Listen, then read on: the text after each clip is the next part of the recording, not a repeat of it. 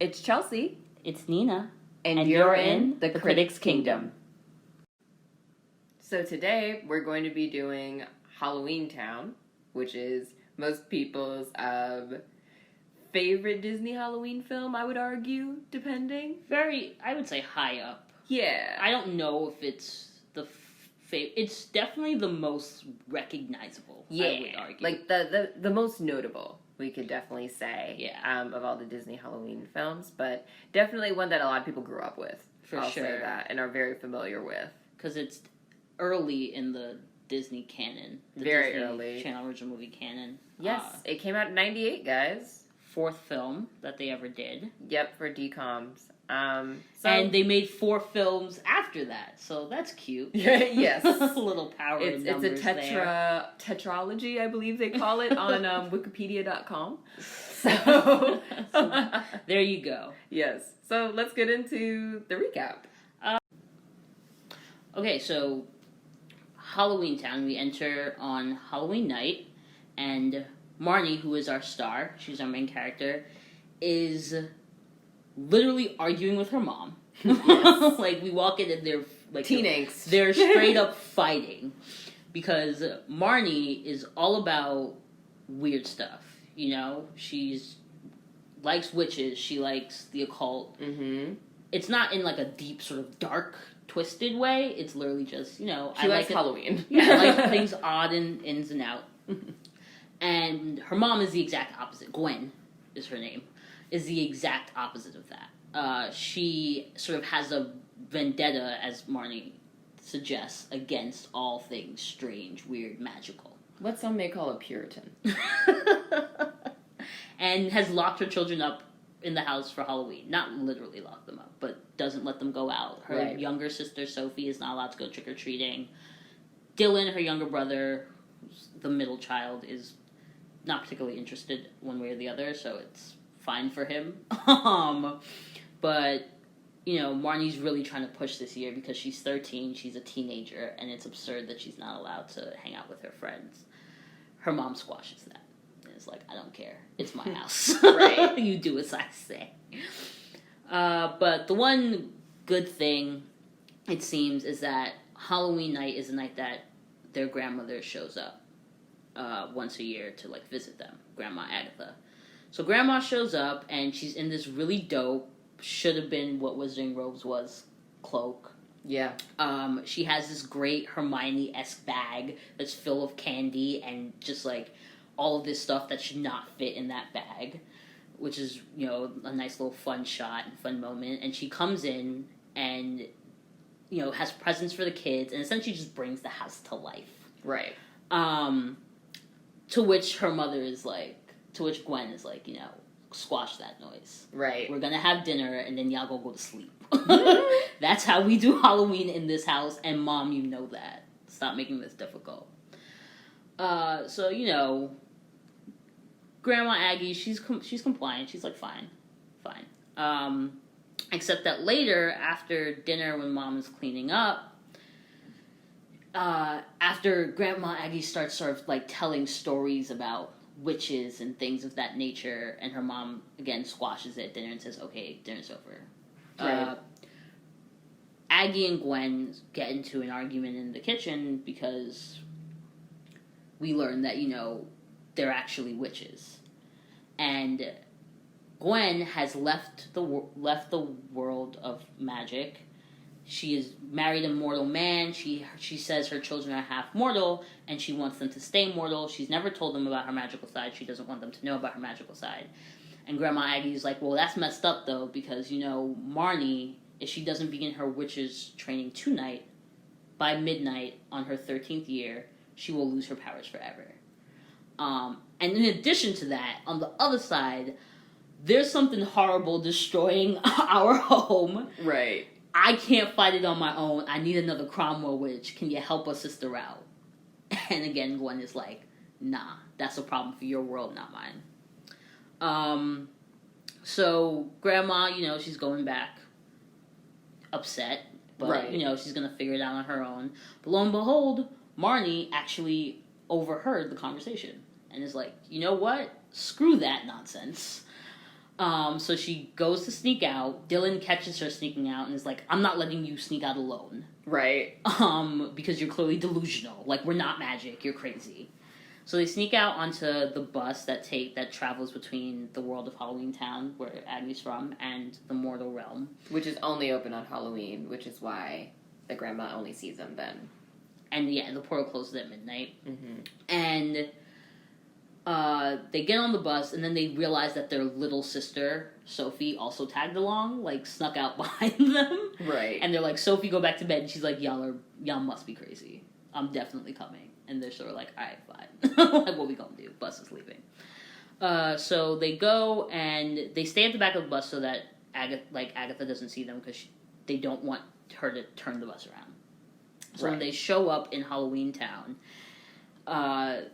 they have to now get to Grandma's house. And they meet a man named Calabar, who's very, dapperly dressed. Very sort of shadow man from Princess and the Frog-esque. Mm-hmm. Top and hats he and is such. the mayor. And he is like, oh, you guys are Cromwells? Like, I know the Cromwell house. I'm going to have my skeleton driver take y'all over there. Benny with the jokes. He's a wonderful character. A highlight of the film, for sure. So they go over to Grandma's house. Agatha's like, what are y'all doing here?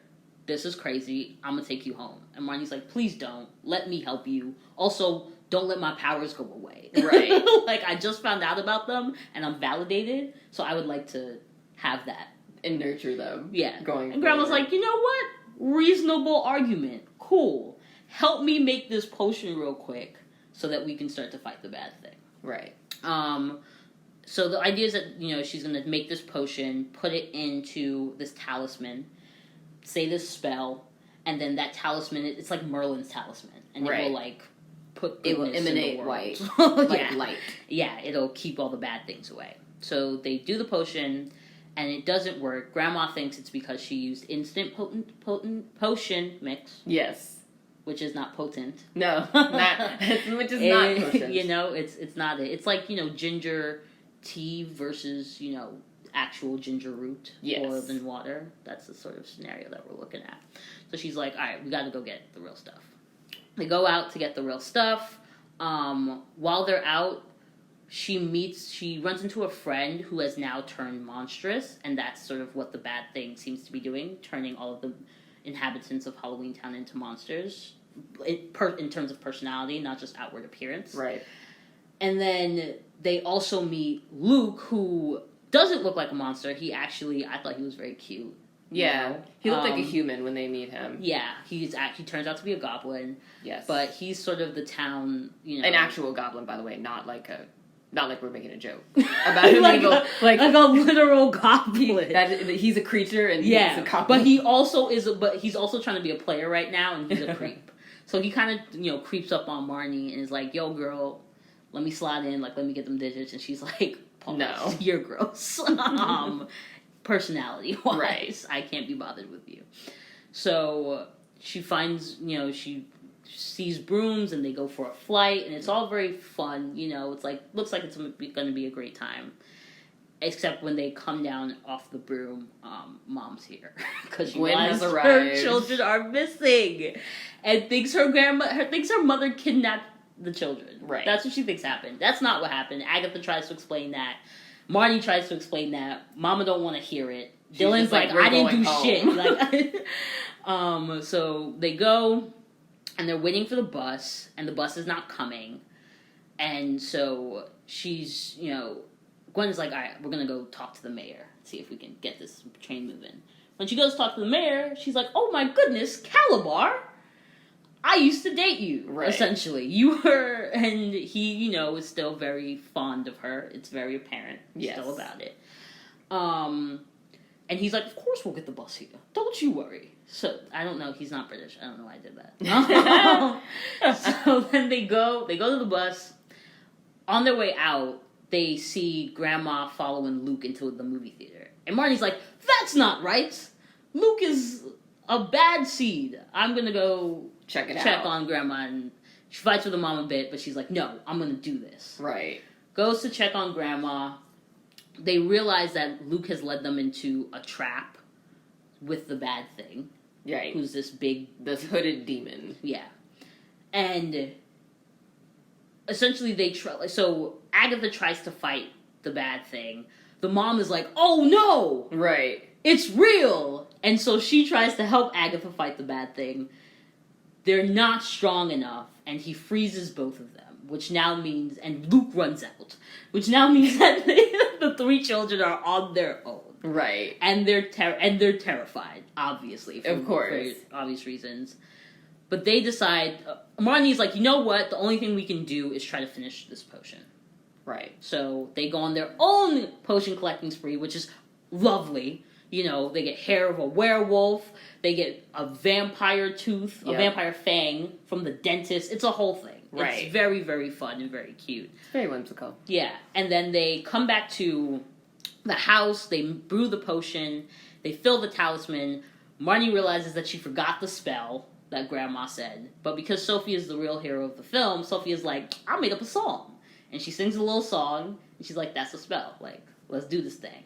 They do the thing, and it actually works. Like, Cromwell witches, great bloodline. Like, the magic holds up. So, and then, so they go, and they're gonna get ready to hatch a plan to bring the talisman where it needs to go. Marnie very sort of deftly figures out that her grandmother said something about Halloween traditions being rooted in things that magical creatures used to do.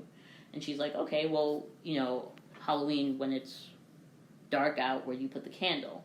In the pumpkin. Yep, the jack-o'-lantern. And there's a big-ass jack-o'-lantern in the middle of the square in Halloweentown, so she's like, we gonna go put it there. I think that that's the thing to do. My powers of deduction. And on their way to, like, do this, Luke shows up again. And she's like, yo, really? Fuck you. Get out. Right. And Luke is like, bruh, I'm actually really sorry. I didn't know he was gonna do that. Right. Let me make it up to you and actually help you. And Marnie's like, fine. And then Luke, you know, he helps by doing this deaf little fake out. Because, like... pretending to be Marnie. Pretending to be Marnie. Because the bad thing has gathered everybody in the square. Yes. To let them know that the reign of humans is over. And they should... join him in, like, taking over the mortal world. And then he reveals himself to be Calabar. And he's like, that's why you should trust me. Right. I've been the mayor of this place, like, it's always been me. I'm just trying to help y'all. Right. So then Luke sort of walks across the square dressed as Marnie, and Calabar's like, oh, see, look at the Cromwells trying to stop us. And he zaps him. But it ends up being Luke, not Marnie. So it doesn't work. Marnie's really climbing on top of the jack-o'-lantern, getting ready to put the lantern in, the talisman in. He zaps her as she's at the top. And it's like a really sad, potentially not great moment. But then she lets her hand fall, and she essentially we see her will the talisman to fall into the right spot in the jack-o'-lantern. Right. Because Grandma also told her that magic is about wanting something and just letting yourself have it. So that's what she does.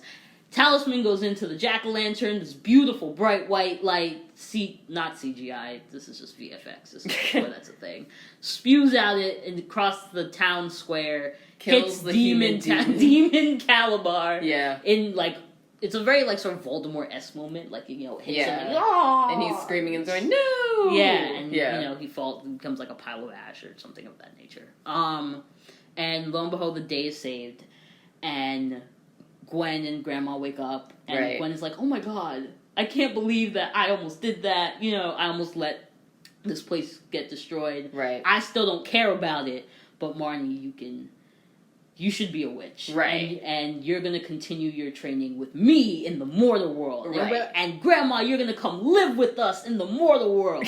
Yeah! And that is Halloweentown. Yeah, that's basically how it ends. So that's how it goes. So let's get into, like, the review portion of it. I mean, I think there was, like, a lot of things that went on in this movie. There was a reason that people liked it so much. Yeah. That's so popular. And I feel like the first one that came up is the idea that Gwen, the mother, was trying to control her children's fate, essentially. Like, the fact that she was trying to almost play God to an extent, when it's like that wasn't her choice. Like, it's like if your daughter has any sort of gifts, and you recognize them, and you're just like, oh, I don't like that gift personally, so I'm just not ever going to let my child grow in that gift and learn more about it because I decided that I don't like that. Yeah. It's like, that's just never a good decision. Like, let your children have, like, their heritage, or at least be able to make the choice. Yeah. You know, like, make it open to them, make it plain to them, because then you don't have all this resentment, because that's basically what happened, is 13 years of resentment built up. Is why she even sneaked out in the first place. Yeah. And if you had told her, she, it would have been, because she was upset with you, like, all this time, that's what it is, you're trying to keep me from that. Right. I think that there's also, like, an aspect to it of just, like, these things always come to the surface. It always happens. There's never really a scenario, I can't think of one, television-wise, or real life-wise. Like, I don't know if that's just a fact of the universe that, like, in your own path, like, is gonna come to light. Yeah. But, like, they're gonna find out at some point.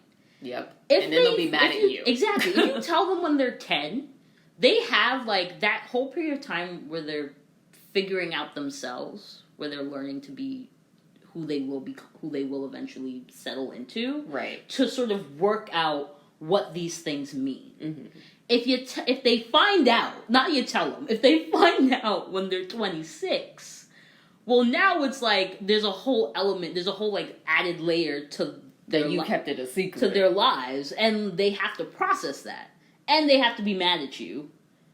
Yep. Probably will be mad at you, and they might have to, like, reconfigure everything that they've understood about who they are.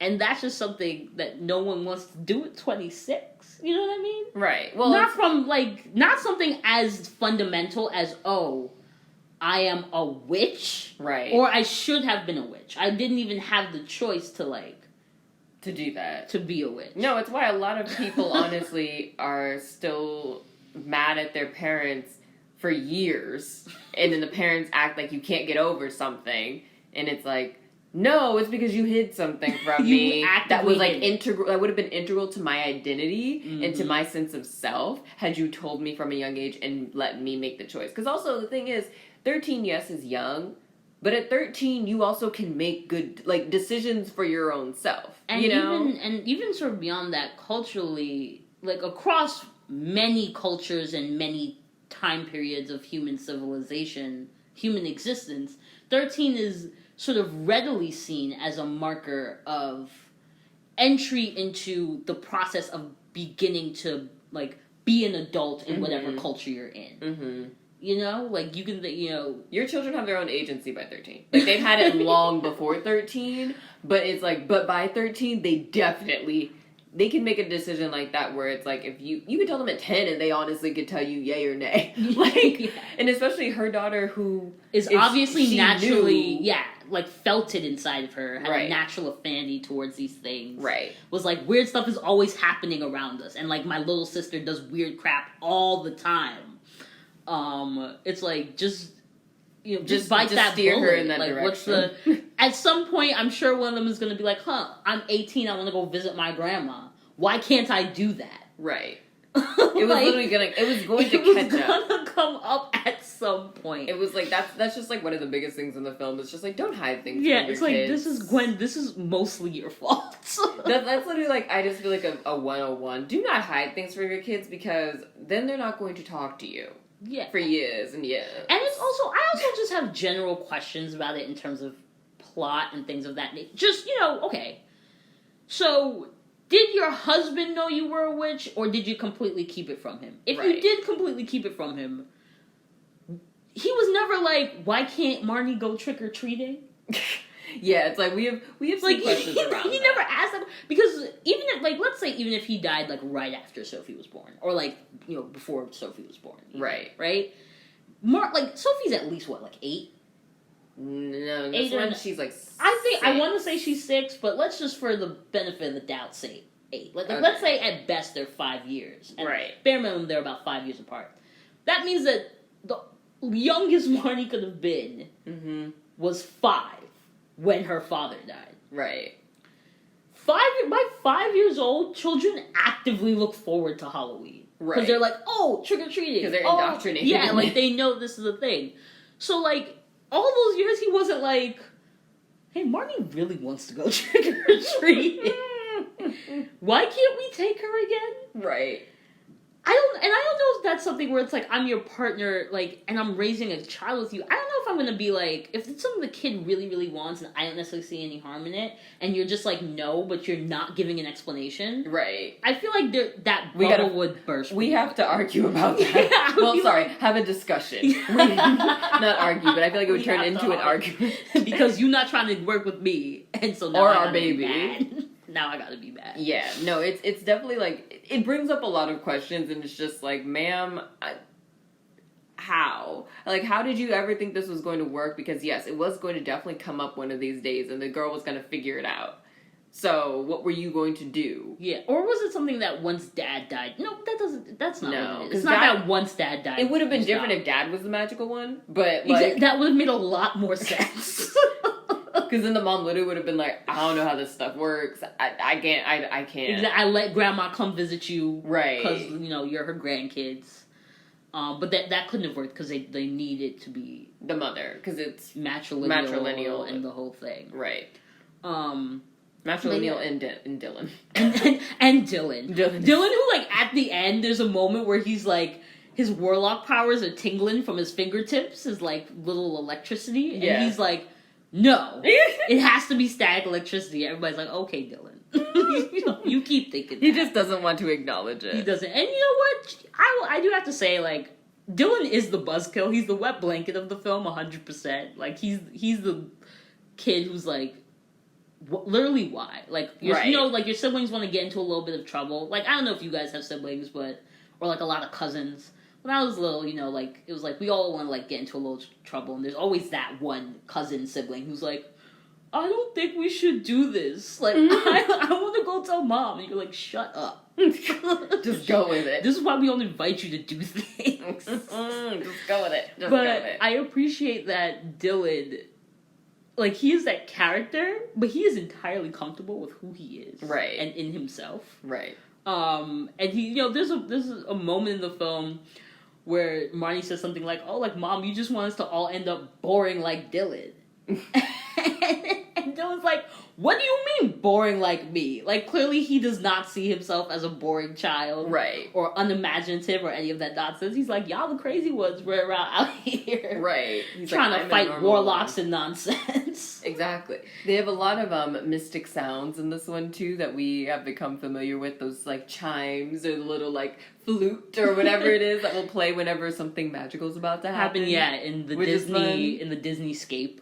That's how they let you know. Yeah, this is the I love that little just like, here it comes. Like, it's just so... It's genuinely, so much fun. I really think that it was somebody standing over a mic with wind chimes. It definitely was. Just like, gently, like, blowing on them. It's like, here we go. And then, something else about this film. So the director, Dwayne Dunham, actually is like this like low-key like very celebrated director and editor. Like, he did Twin Peaks. He directed the OG Twin Peaks. He directed like 3 episodes and edited. He got his and won an Emmy for that. Literally won an Emmy for editing.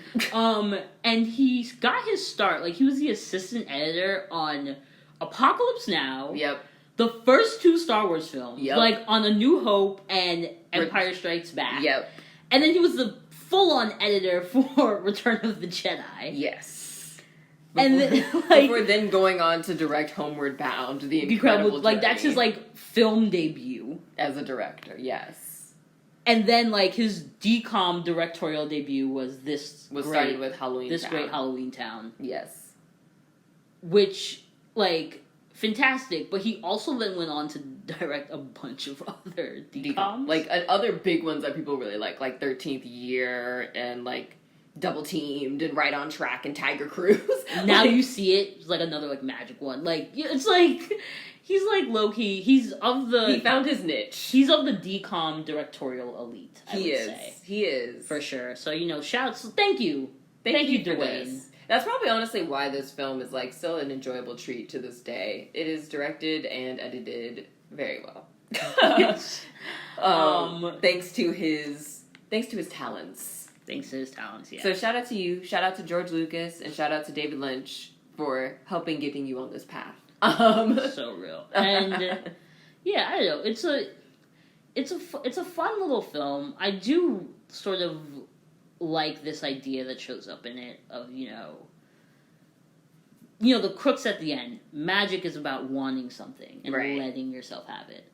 There's a part of me that has to wonder if, all of this self-actualization manifestation of, like, our, like, late generation of millennials. Yeah. If that's because of, like, things like this that we watch where it's like, you know what, you just gotta get out of your own way. Yep. And the universe will make the magic happen. Like, that's what you gotta do. Right. It's a very sweet concept that definitely... It still has a place. Like, it still sort of, like, resonates. Even if it's coming through, a little little handheld crystal ball that looks like it could have been purchased at at your local Target, at the Spirit down the street, at a Spencer's. Like you're like I could find that exactly a talisman.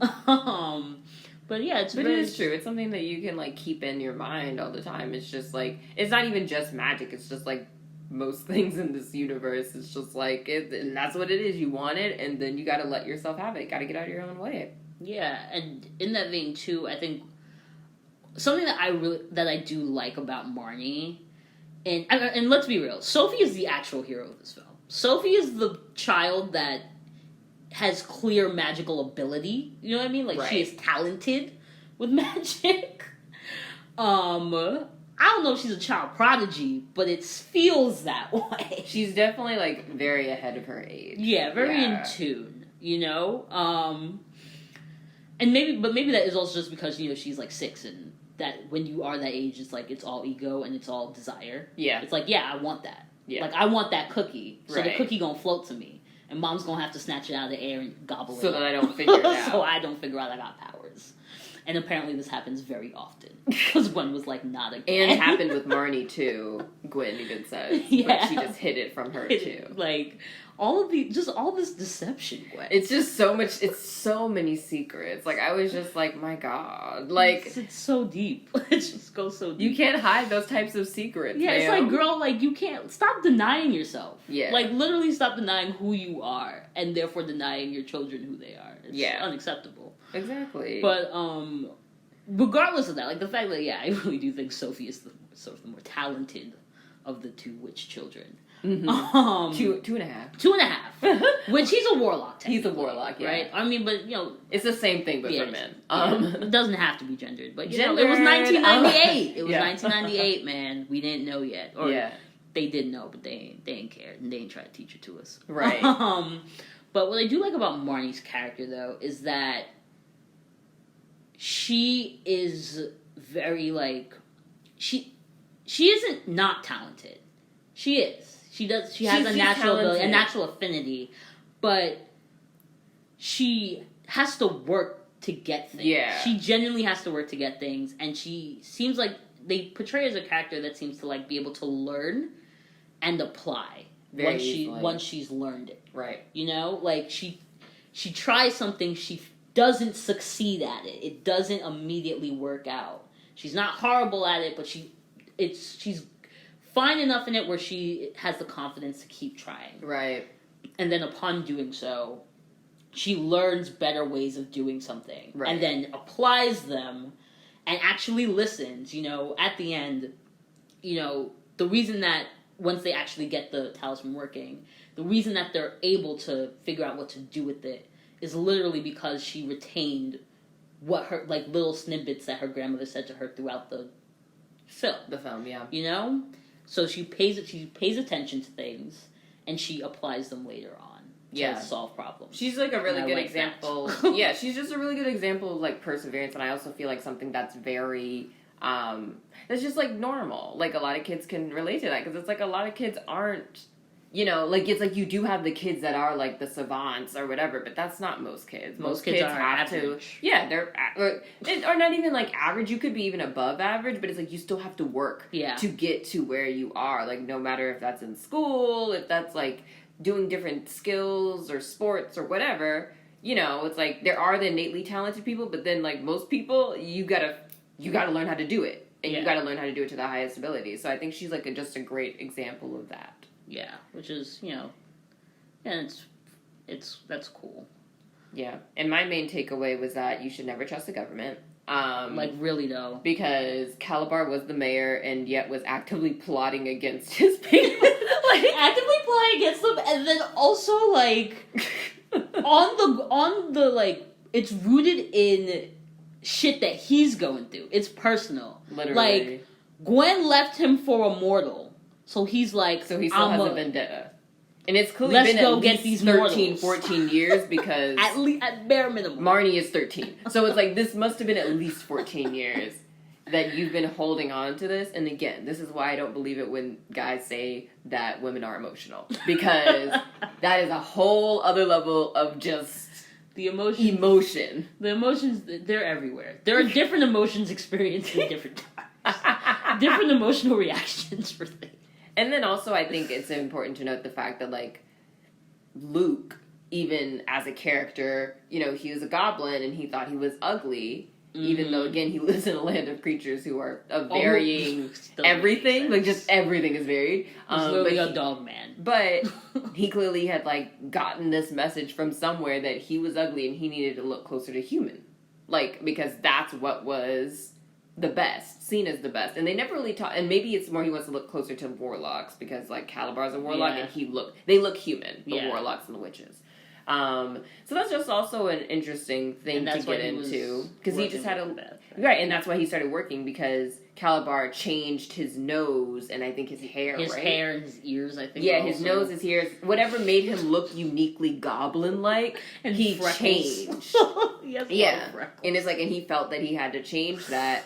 And it's like, it's very interesting to even get into that idea of like self-image, especially on a guy. Because I feel like we still do not really see that in media, and especially back then, we really weren't seeing like male self-image and like how that can be affected too. Yeah, although I will say, I feel like Disney did a good, I feel like there were different moments where like, I can think of like Corey in Boy Meets World perming his hair. Yeah. Like, that was a great one. I feel like, was it Even Stevens? Or I feel like there was a Disney show that did...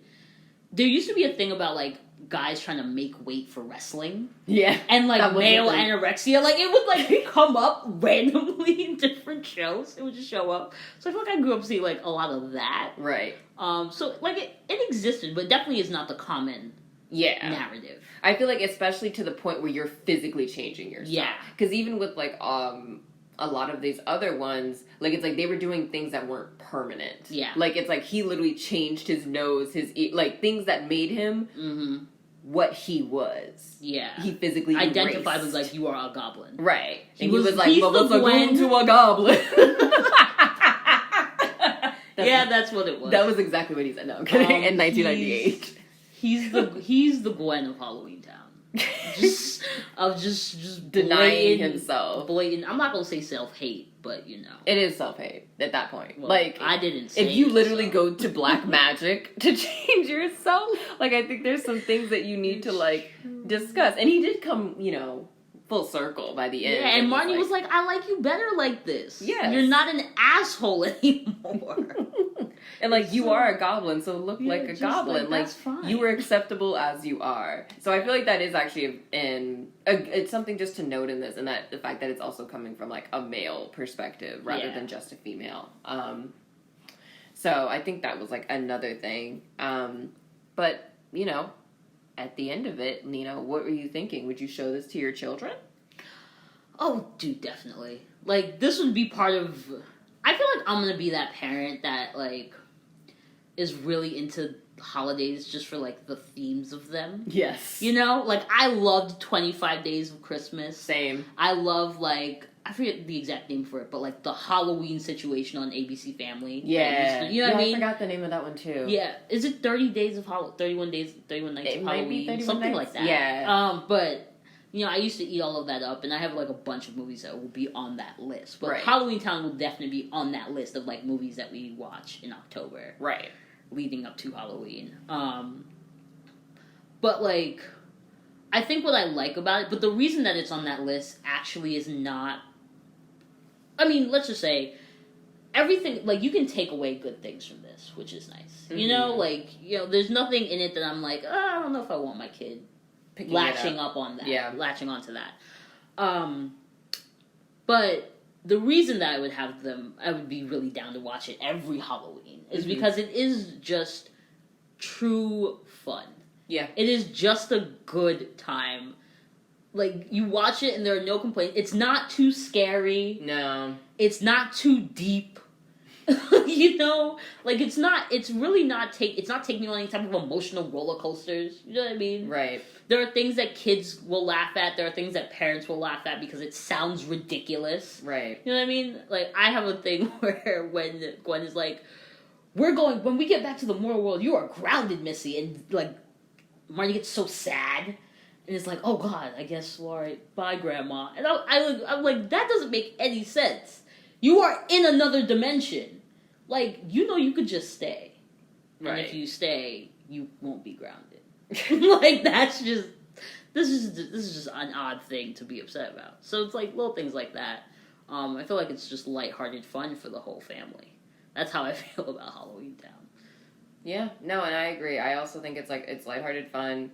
I really enjoyed this movie every time it came on when I was younger. And then I think the topics it does cover are, quite nice for kids to pick up. I mean, and then also the fact that the whole thing could really be seen as, like, a metaphor for any, like, type of outsider. Mm-hmm. So it's, like, whether that's, like, race, whether that's, like, people that feel like they're not understood, like religion or whatever. Like, it can very much be a metaphor for a variety of things, and kids do pick up on that because it's like there's two different worlds and y'all ran out of one. Like, it's like that's just like literally ran out. That's literally what it was. It's like we were all living together, and I guess relative some sort of situation. It doesn't sound like peace, but some sort of situation where we were all figuring it out, and then we literally were like, no, y'all gots to go. And go not only from this, like, earth, but from this dimension. Yeah. And so then we have to go hide away and be by ourselves for years and centuries. And that was the only way for us to know peace. Like, it's like, but that is just, like, a very, like, a big overarching theme that I think is, like, kids aren't gonna pick up all of that. But, like, they are gonna get, like, the idea of, like, oh, wow, like, they were outsiders, and, like, maybe I feel like an outsider, and it's, like, there is, like, it's perfectly fine to be an outsider. Yeah. And I think that's an important thing to, like, know, for children to pick up. Yeah, for sure. And I think that that's also the fun of, like, that's part of the fun of, like, Halloween for me, like, why I feel that way, like, oh, like, I'm definitely gonna eat up Halloween. Like, I think it's so aptly named, like, it's Halloweentown, you know? Right. It's this idea of, like, a recognition that people are mutable, Mm-hmm. that you can be many things, that plurality is a thing, and that, like, we should sort of accept all of the things. Yeah. Yeah. It's a time when it's okay to dress up and be something, be a different version of yourself. And that's not just accepted, it's celebrated. Right. So that's fun. It's a banger. Still a banger. It's a great one. It's just like it's like just celebrate yourself for how you are and as you are. And if you haven't watched it yet, if you haven't watched it recently, it's good for a good rewatch. Listen, like, it's October. It's still October. Mm-hmm. Turn on that Disney Plus and get into it. Open up the candy corn. Debbie Reynolds did not act her butt off for you not to be watching it. She really did. She acted in this film. And Kimberly J. Brown. The fact that she was acting off of Debbie Reynolds at, like, 13 is literally insane. You really gotta wonder. Like, I just have, like, questions for both Dwayne Dunham and for Debbie Reynolds. R.I.P. But I just really wonder what it was like when her agent received this email being like, does Debbie want to do, like, a Disney Channel original movie? Did she get the script and say, oh my god, yes? Yes. Like, it's like, I just want to know that conversation, because I feel like that's such a fun thing. Like, I always love it when, like, beloved actors do these like random turns in like children's TV, and you're just like, oh, Okay, yeah. cool. Again, lighthearted fun for the whole family. Yeah, no, I'm 100% sure they're just like, this is gonna be fun. You know, maybe I have grandkids that are in this age group now. And they'll be able to watch it with me. Yeah, it's cute. It's cute. But yeah, I think overall we love the film. You should definitely rewatch. Yeah. Highly recommend. Treat yourself. Yeah. Trick or treat yourself. Hey. Trick or treat yourself. And you know, we'll be back next week, but hope you enjoy the sweet. Ooh. Ooh. Thanks for listening to this week's episode of The Critics Kingdom. Don't forget to follow us on Spotify and SoundCloud so you can stay up to date, as well as interacting and letting us know what you guys think on social media. You can find us on Twitter at Critics Kingdom and on Instagram at The Critics Kingdom. We're excited to talk to you again next week.